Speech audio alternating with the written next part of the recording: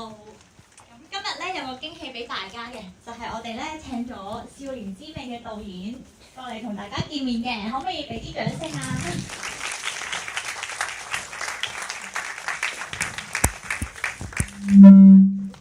？Sorry。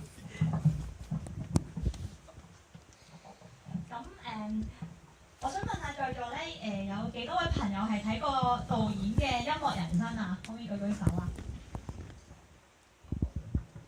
咁我諗咧有睇過《音樂人生》嘅朋友應該會知道，《音樂人生》咧其實就係講一個音樂神童佢6年嘅一個轉變咁樣啦。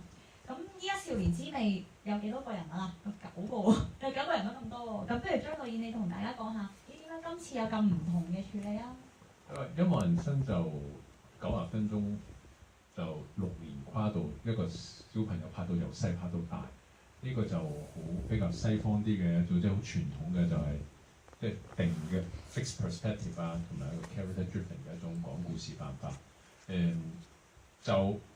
就拍到一個人嗰個成長啦，咁但係個困嗰個唔係太好，就只能夠拍一個家庭就喺個中產裏邊，或者一個中產家庭。但係呢個片因為個萬人音樂會咧，我就變咗可以將嗰個成個社會嗰個光譜拉得闊啲啦，從中產啦一直去到拍到去比較公屋啊比較困難嘅家庭都拍到。咁所以我從一開始我就諗下點樣將人物變咗係個主題，其實個社會人物就變咗係佢嘅配襯嚟嘅。所以就好似中國畫咁樣，好似即係清明上河圖一打開，我哋見到一個北宋嘅一個光景啦。咁我哋如果將少年之美見到9個年青人，咁就9個定格。一打開我哋而家見到香港嘅情況啦，我哋進入咗好多唔同嘅家庭，睇到好多唔同嘅親子關係，即係究竟咁樣同子女相處佢有佢嘅問題。咁我哋又可以一跳咗落去，佢同佢相處有另外一個咩問題咧？譬如話，我哋好似睇到 Angel Happy Fair，佢讀書咁叻啦，應該學校好有成就感啦。但係咧，佢又唔想翻學嘅喎，原來。咁佢講到啦，佢話因為唔想跟洪流。好啦，咁當然另外一個變體海婷，咁啊更加唔想翻學啦。咁變咗我哋有即係其實9個故事互相都有少少關聯嘅，但係個關聯係個社會上高一啲狀況咁樣係。所以個電影唔係話帶俾大家個咩好心靈雞湯或者一個好易叫出嚟嘅口號，而係相反係俾唔同嘅階層，讓大家有唔同嘅思考。希望帶出個戲院有啲嘢帶到出去，令你望到個世界有少少唔同。例如好似華仔嘅故事，你可能出到去見到另外啲新移民，可能佢會唔會都好似諗緊話，其實佢從來都冇中意過香港咧？咁可能改變就由咁樣少少嘅開始咁樣咯。同埋咧，我喺呢度都搞個小秘密俾大家啦。咁咧，少年之美咧，成個幕後製作團隊咧，都係80後同埋90後，除咗阿張導演之外，咁所以咧，你睇下身邊嗰位年輕人咧，佢就係呢一條片嘅剪接Sherman。所以我將個平均年齡拉到高晒咯。所以都係一個學習嚟嘅。點樣學習佢哋？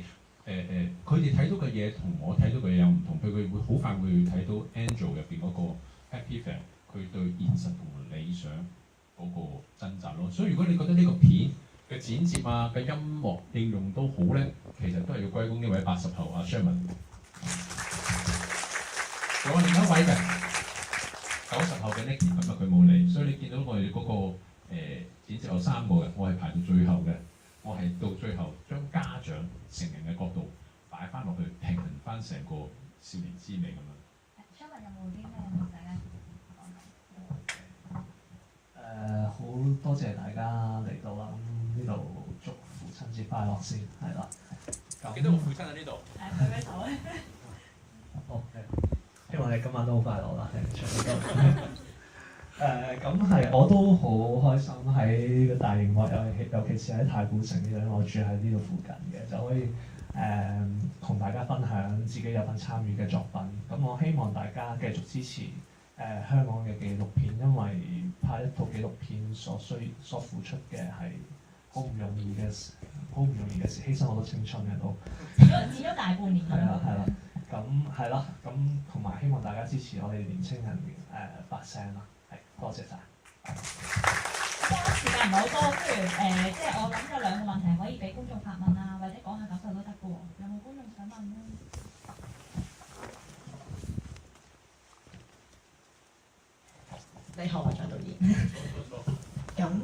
實我第2次嚟睇嘅。哎呀，多謝多謝。因為第一次咧就係同翻，其實我都係80後嚟，咁我係一個老師嚟嘅。咁我第一次係同一個朋友睇，咁其實好感動，因為嗰個朋友其實同我一齊係成長好多，咁大家都係追尋自己夢想，即係努力好多。咁到而家我就帶我啲學生嚟睇，係因為佢哋都係中學生，咁我覺得即係佢哋係有佢哋嘅憂慮，即係我都有自己憂慮，咁即係我覺得佢哋係俾我哋可以多啲時間去揾佢自己路。咁我覺得如果佢哋可以早啲去諗咗呢個問題或者未來自己嘅方向咧，由佢哋自己選擇咧，係比我哋幫佢揀咧係重要嘅呢樣嘢。因為我頭先喺套戲入面睇到，其實好多時無論可能係而家嘅家長或者我自己爸爸媽媽都可能好想有好多嘢係擺喺我度嘅。咁但係佢哋最後都放手俾我自己揀，係啊。咁本身我自己都唔係由老師唔係我第一個選擇嚟嘅，我第一個都係做設計師嘅。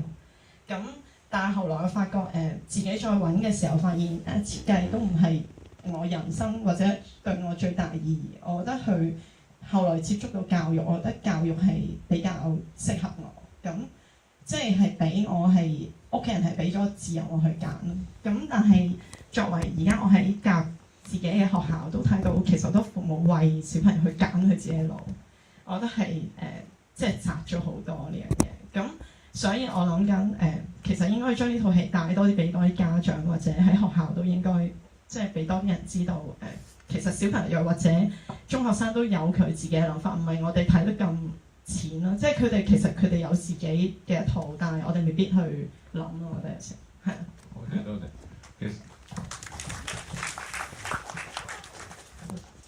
即係慢慢，我哋已經進入第3週，的確慢慢見到係好多變咗我哋親子場嘅，好多家長帶住8歲、9歲嘅小朋友嚟一齊睇，可能睇咗之後覺得大家家長點樣溝通啊，變咗有少少幫助。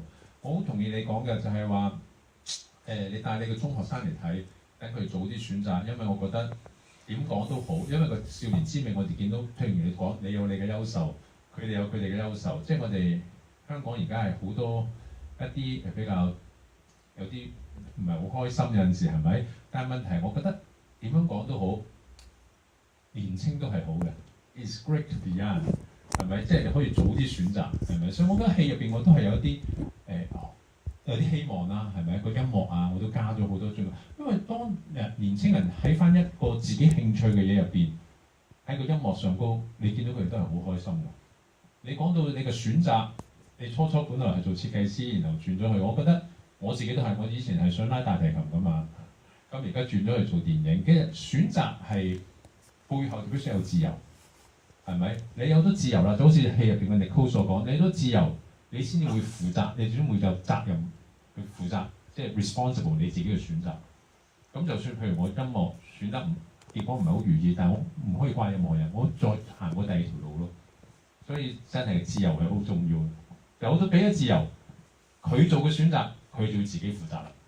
唔係嘅話，父母同佢選擇咧，佢唔負責㗎，所以佢到後來就不停抱怨咯。有冇其他家長都想講？咁我分享幾句先啦。咁其實咁我當初其實即係我睇咗第一出張導演嘅戲啦，咁就係即係 MJ KJ。係啦，咁就音樂人生啦。咁其實嗰陣時我就識 KJ 嘅，咁所以 that's why 咁演藝學院嗰邊就識。咁所以其實我就帶咗我爸爸啦，咁就去睇呢一出戲嘅。咁就咁睇完之後咧，我直情都買碟去儲嘅，基本上。咁就儲咗你第一出戲啦。咁而去到今次就第2出啦。咁其實就都特登其實係揀今日父親節啦。咁其實都冇話好特別話想 planning 做啲咩。咁但我一直都知即係《少年之美》係上映緊嘅。咁但係就一直都呢幾個禮拜都冇時間。去真係去睇啦，咁要知上映咗一段時間，咁我就我哋 last 得到。係啦，咁我就突然間今朝就突然間醒起，其實我今日都想即係有啲嘢同我父親做，咁究竟做啲乜嘢好咧？咁我就諗起你套戲啦，《少年之美》，咁所以我就帶咗我爸爸今日就過嚟睇嘅。咁呢個係即係少少嘅 sharing 啦。其實就即係我會好覺得就係張導演你其實就好即係而家呢刻啦，其實係好少導演其實係會咁寫實。去將香港嘅 situation 咧係去真係呈現喺眼前嘅。咁亦都係即係你所有，我相信好大家即係在座見到每一個片段，其實你睇到咧，基本上都係好親切啊個感覺，因為其實係你成長緊嘅其中一幕嚟嘅，係啦，又或者係即係少年嘅思想，其實你都會曾經諗翻，其實當初你可能係一個好天真嘅人，或者其實你都好似一個10歲嘅小妹妹咁樣，其實你都係想要自由啫，都係翻學，你都係想要啲咩？都係想換取自由，唔想翻學所有嘢。咁所以其實每一幕其實都係大家好歷歷在目嘅一啲嘢咯。咁我諗我呢度都有個少少嘅問題啦。咁其實我見到就係阿張導演你其實喺兩出戲裏面，其實你都係將個 focus 擺咗好多喺年青人度嘅。其實你對於年青人嗰個睇法係點啦？同埋其實點解你會係嗰個選址係會揀年青人呢一個咧題目咧？係啦。我其實拍咗4條㗎啦。我拍咗4條，喺呢2條咧咁啱年青人咧就多啲人知。我第一條係拍其實係 KJ 之前嘅歌舞升平，係拍7個綜援家庭點樣過農曆新年㗎。咁綜援家庭就冇乜人想睇咯，咁所以就冇乜。但係嗰一年係有一個同樂施會就放咗40場嘅，跟住 KJ 就好多人都知啦，又靚仔係咪？咁然後我再後來拍咗一個咧叫《一國雙城》，係拍一個新移民婦女嘅，咁就同埋佢一啲大陸嘅佢幾個朋友嘅，咁又大家未必好感興趣，即係新移民，咁就到呢個少年滋味，大家應該倒翻轉頭，可能大家對年青人感興趣多啲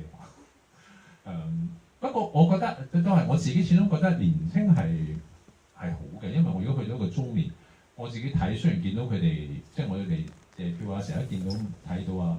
我自己都幾開心見到啊，點講都好啦，佢哋雖然有問題，但係仲可以好似頭先個老師講係咪？早啲選擇，仲有多啲選擇嘅機會咁。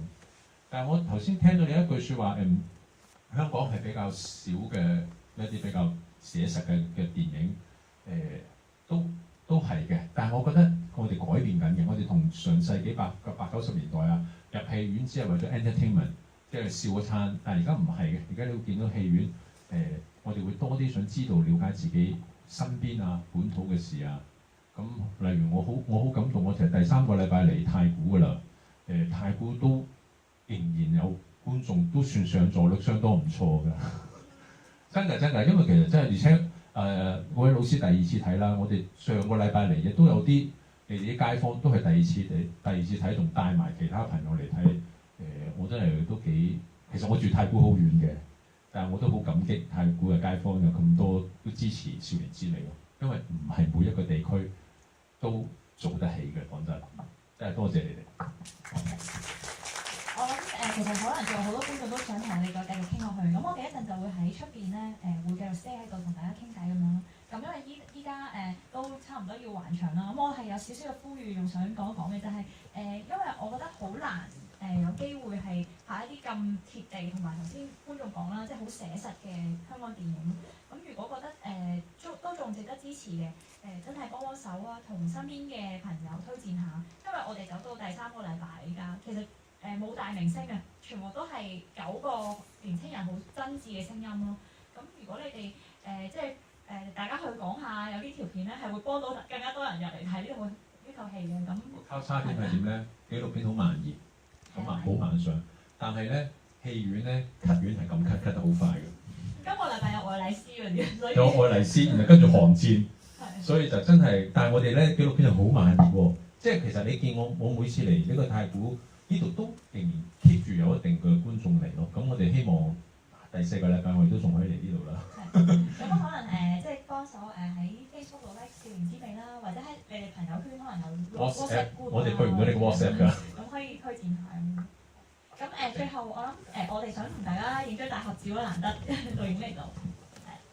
咁你哋坐翻喺度得㗎啦。咁跟住我哋就會過嚟同大家影張相。而呢張相我哋會擺喺少年滋味嘅 Facebook 嗰度嘅。如果大家中意條片，可唔可以俾個 like 嘅手勢啊？好，多謝，唔該。好，1、2、3，再一張，1、2、3，好，唔該晒。